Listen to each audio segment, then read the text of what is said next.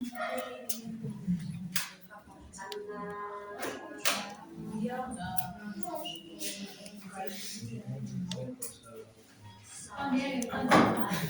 right, ladies and gentlemen.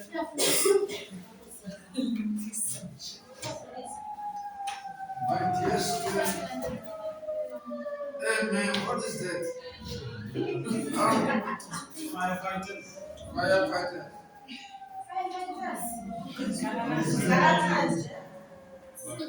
Right. They want to spoil our teaching. Guys, hello, focus. Hello. Quiet. Yeah, what is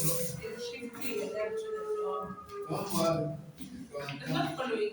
Don't worry. It doesn't need to follow me. Even sometimes it needs to go around, right? Don't worry. Okay. But thanks for that observation. Right. Hello, who is talking? We are teaching here. Please quiet. You must apply glue to your mouth. You know what is a glue? Right. Okay, ladies and gentlemen, let me quickly go to where we need to talk about today. Right. Well,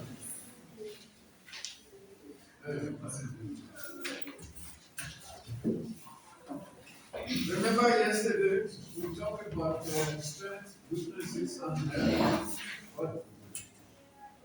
Then, yeah, I know we watch this aspect, but where is it? Where is it?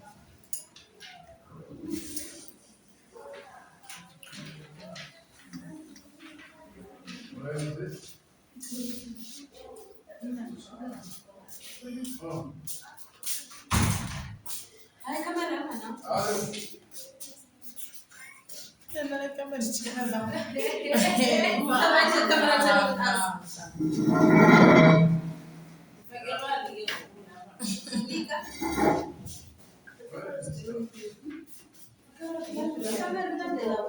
Okay.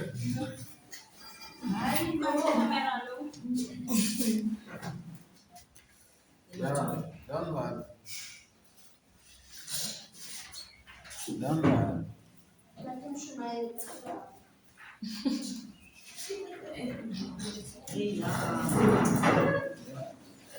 Okay.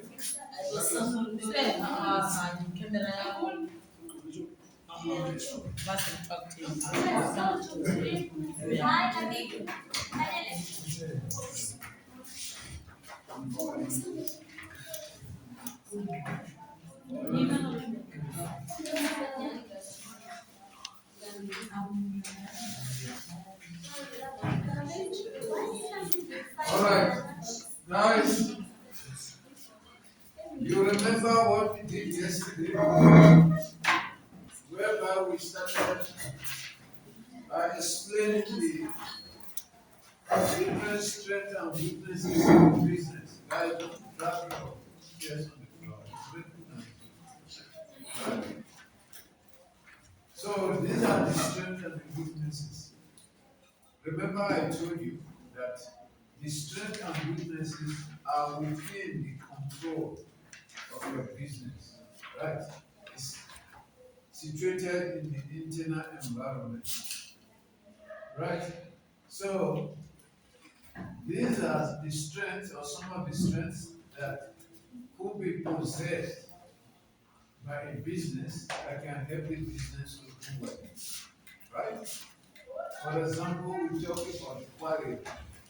If the quality of the product being offered by the business is of good standard, that is able to meet the needs of the customers, obviously that business is going to do well, right? Then we talk about cost effectiveness in terms of the production. If it is a business that is producing or making a product. Remember, the final price of your product is anchored on your cost of production, which means that if your cost of production is relatively low, obviously it's going to transcend, or rather, if you will, translate into a lower price.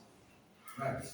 So, if your business, you got that what we call comparative advantage, if you will, you can call it a competitive advantage, of being able to source out your materials, raw materials, at a cheaper cost, your labor at a cheaper cost.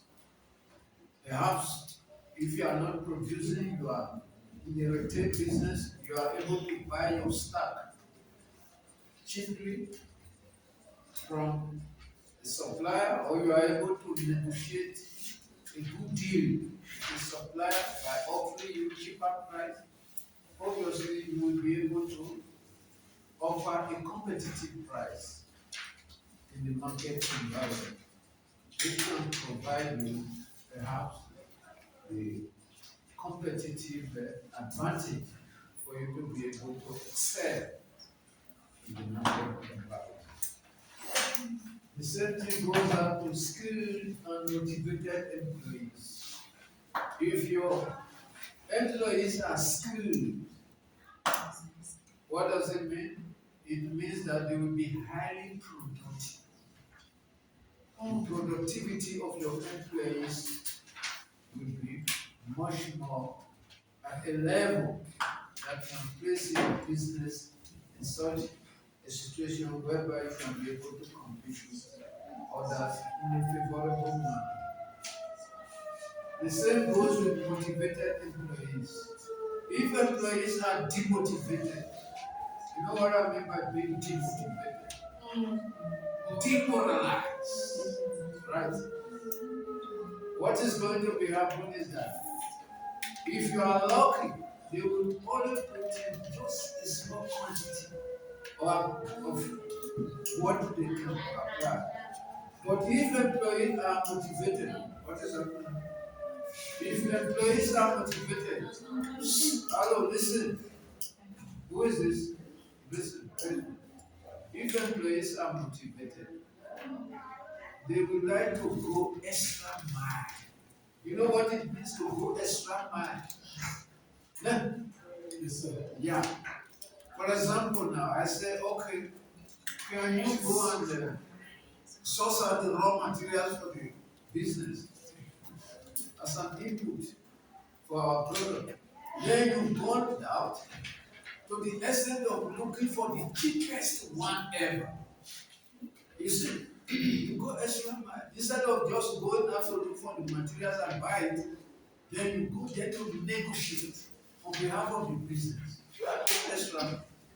Do you understand what I mean? Not only applicable to sourcing of raw materials, even the guys that are working in the factory, right? If they are well motivated, you see somebody instead of reporting at work, if the resumption time is 7:30, you see 7 o'clock that person is already. If the knock-off time is 5 o'clock, 5:30, the guy said I must finish this stuff before I go. Irrespective of whether you are paid overtime or not, that person will have that inner drive. You know what I mean? Inner drive to put in the best, taking the business as our own, not for the boss, our own. You see, that kind of occurrence stands to put that business in such a position that they can offer that competitive stance, being able to compete favorably with others. Right, let's talk about strong brand identity in the marketplace. When you have a strong brand, you've got an edge. You know what we mean by edge? How do you spell edge? EDGE. When somebody say I've got an edge over you, I've got an advantage. over, right? Because of, in this context, strong brand identity. You cannot compare Bukomo oat to no name. You know no name brand? No name brand, the brand is always low. When you go out to buy something, go to pick up where you say milk, no name. Is it the same brand with the other one that is coming from Diagon, this stuff? When you got a brand name, right?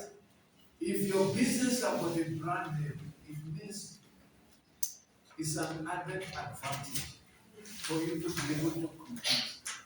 For example, when most of you are brand crazy, you want to buy Nike, right?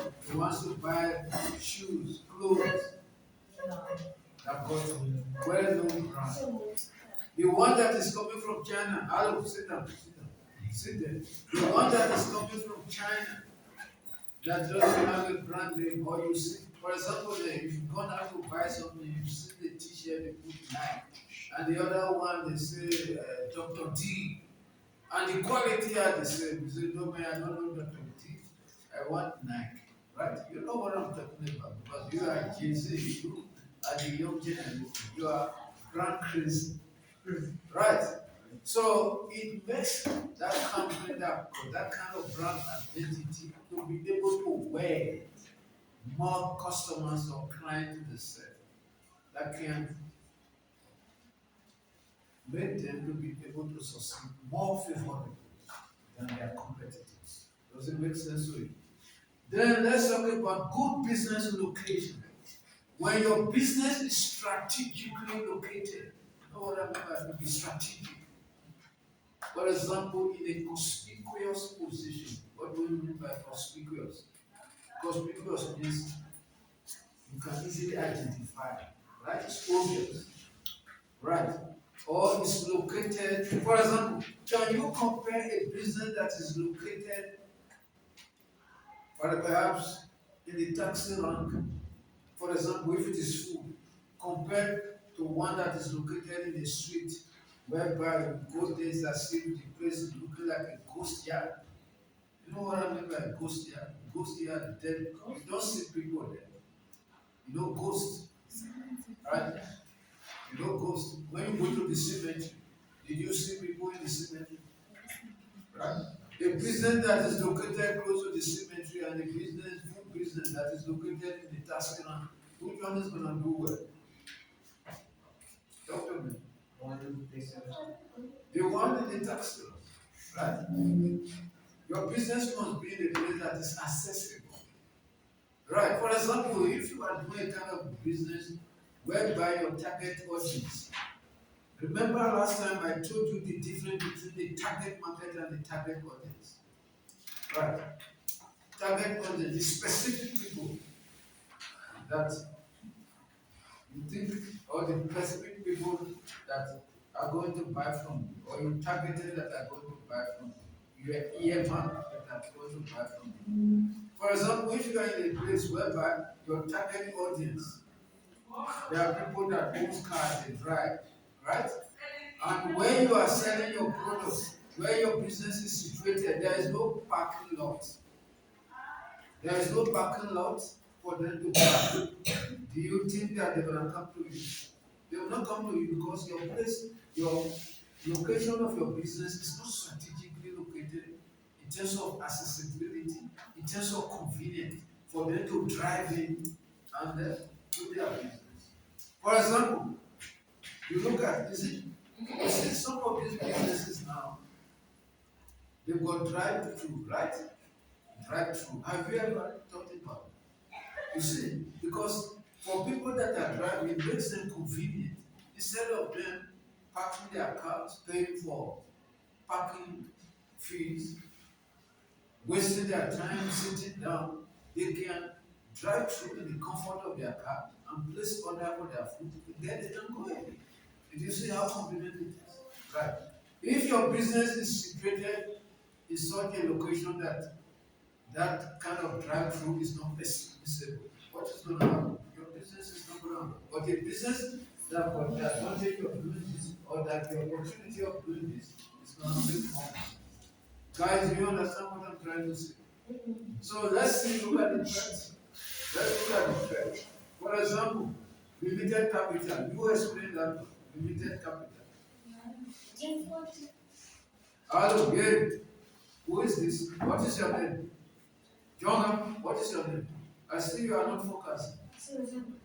Yes, you are not focused. Be serious. We are not here to play. No, if you got something that is of more pressing to you, you can go out and attend to that before you sit here, rather than distracting others. Right? So, in terms of the weaknesses, we know capital is always limited. What do you mean by capital? You and Nancy, you don't know what is capital. Money. Money. Money.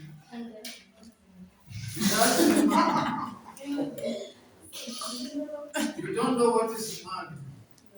Okay. Good. So, capital, in other words, the money, or help, right? It's always limited. A business that is crumbled with limited financial resources will always be at a disadvantage. Right? You know what I mean? Even you as an individual, when you don't have money, you see that your spirit gonna be down, your morale will be down. But once money comes in, you get agitated. Then you got agitated. I know last week most of you got paid, got your LS pass. You know, you were all happy because you got something in your pocket or in your bank account. So the business that got limited capital is a weakness of that. But that is not the end of it. It's not the end of the business. So as a weakness, like we said, it falls within the periphery of internal environment of the business, that of which the business have got the capability, right, to control it. Does it make sense to it? Right. So how will you be able to overcome this gap of having limited capital? Perhaps you can borrow money. Do you understand what I mean? Right? If your business have got a good reputation in terms of financial good standing, right? You can apply for a loan perhaps, then get a loan to solve that problem. So that is why I said it's within the jurisdiction of the entrepreneur to control, right? Weaknesses you can control it as a business owner. Then insufficient staff. What does insufficient staff concern to be? Or what are the consequences that could arise from having insufficient staff in a business? The productivity will not be, right? The overall production, let me put it that way, will not be maximized. Right? What it means is that if there are insufficient staff, it means the output at the end of the day is going to be compromised. No other compromise. Right? They will not be able to produce much to meet the needs of the customers, perhaps. Right? Another consequence that one to talk about here again is this. When you have insufficient staff, or in a situation where you have insufficient staff, the staff there could perhaps be overloaded with work, right? Because they are the only one, they have to do the job. Or they could be, perhaps, if the entrepreneur, the owner, business owner wants to compensate them, it could be made to do overtime. And working overtime every time is strenuous. There are a lot of burden. You are human being. You need to have time for yourself to rest. Right? So in a situation where you have insufficient staff, being overloaded, or being compared to do overtime. Because when I say compared to do overtime, now, not their own wish, they will be forced to do overtime because they need to meet up to the deadlines. Then you get tired. Right? You get demoralized, and that one can affect the business. So how do you overcome that? You make sure that you hire sufficient number of staff. Don't overload staff. Even if they need the money, they need the overtime. If you get to a point that they're going to be tired, that could make them to fall sick, right? Then you see what could be the probable consequence of that. If people are falling sick, they will be applying for sick leave. And remember, you've got insufficient staff, right? Now, when a lot of them now are applying for sick leave, it keeps on reducing your numbers, which is not a good news for the business. Right. Besides sick leave, what is going to happen? There could be a high rate of turnover. What do we mean by turnover? Staff turnover. They're going to be looking for other job. They say, no, this job is too much. You know what I mean? So they can opt to look for other job. Right. What is the consequence of that? Again, let me try to unpack it. Perhaps these people will be people that you have invested money in empowering them. So when they leave the business, you will now be obliged to look for people to be trained again to replace them, which is not